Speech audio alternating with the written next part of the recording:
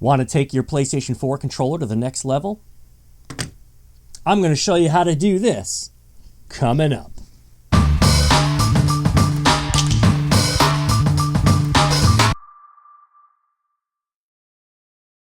Hey tubers, it's Ben the Curious Consumer, and this is the Extreme Rate PS4 Controller DTF LED kit for your PlayStation 4 controller.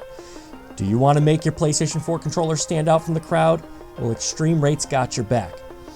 This mod is fully designed for all PlayStation 4 controllers. It works on the old models, the new models. It has 7 different colors: red, blue, green, turquoise, purple, blue, violet, cyan. And the cool part about this kit, it requires no soldering. If this controller looks familiar to you, that's because I did a video earlier on, a Trash or Treasure video for you. I will leave a card up above here for you to check that out. On the back of this controller, you'll see we've already done a modification where we've used this splash script before. This was a controller that I've done before. I will leave a link in the description for all the stuff we used today. All right, so let's open up this kit. I'll move the controller out of the way.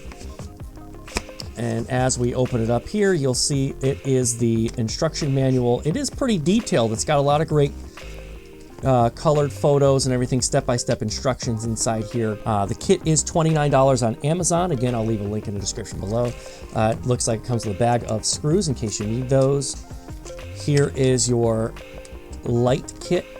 We'll keep that to the side. And it does come with a tool kit. I'm going to be using my Extreme Rate screwdriver that I had gotten before, but you can use the tools that come inside it, as well as the see-through components that we're going to be utilizing on the controller. So we're going to be replacing the thumbsticks, the directional pad, and the buttons, because that's where the LED lights are going to line up in the controller.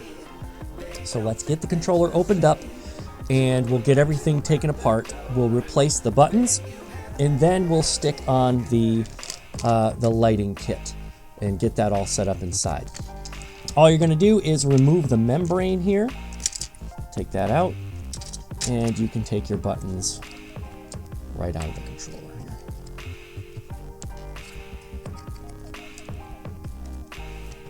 And you're just going to replace these new buttons in their place. And the cool part about these buttons is it looks like there's just one way for them to go, so you don't have to worry about putting them in wrong. You've got a fat piece of the button here, which I don't think you can see that on the camera, but a fat piece of the button here that goes on the inside portion and a slim portion that goes on the outside of the buttons. Like this. Let's put your membrane right back on there and just give a little pressure to the membrane so it sits right back into place. Perfect. And let's do the directional pad. Take that out. Take the old gray directional pad right out of there, and we're going to put in the new clear directional pad and put the membrane right back on top. Don't forget, put a little pressure on there, put it right back into place. The front portion, done. As you can see, we've got the clear, we're ready to go there. Now comes the next portion. So here is the board and the thumbsticks. We're going to take out the old thumbsticks that we have here, the ones that were magnetic. I love those, but we're taking these out so we can put in this cool new clear set. So I've got my new thumbsticks here, and you want to make sure you line up the hole with the shape of the thumbstick port here. So we just want to line those up. But before we put these on, we've got to put in the lighting kit.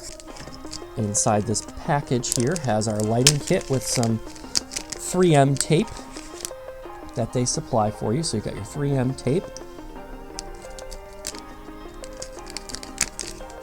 and your lighting kit. So we're going to just pull that out nice and easy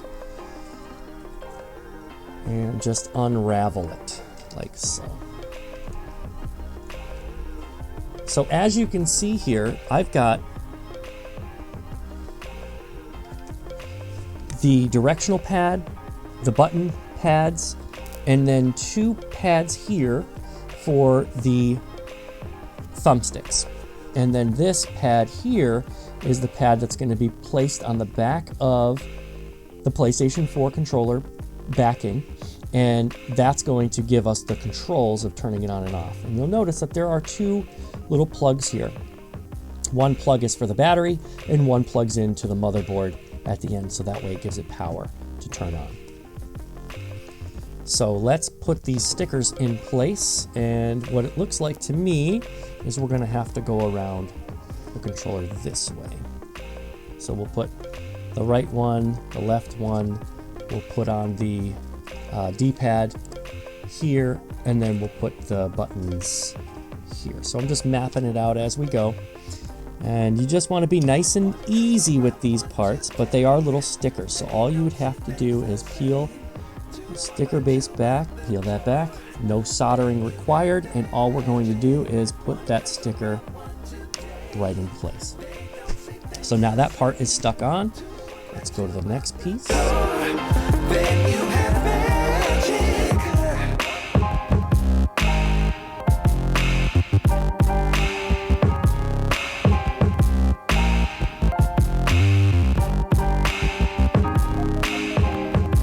Let's make sure that this is all in place. We're going to take our thumbsticks, making sure we line them up to the thumbsticks here. Slide that into place so it makes it nice, clean contact. We'll do the same thing on the other side. Line it up. Push it into place. There we go. Okay, and just for peace of mind, you can see here that the cables are just a little bit out of place. So I'm going to use a little piece of electrical tape, and I'm going to put those cables down. And I'm going to use that same piece of electrical tape to keep the upper cables in the same area, down and out of the way, so that way we can make a clear connection when we put the controller back together on top.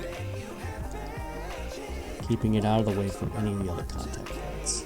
So make sure that the internal parts sit flat against the front, and you can screw the screw right back in. You can reconnect your ribbon cable here on the top. Pop the battery cover back into place here, just like that. Perfect. So let's peel back the 3M tape. And you can see there's that touchpad connector right there. That's going to sense my finger through the plastic.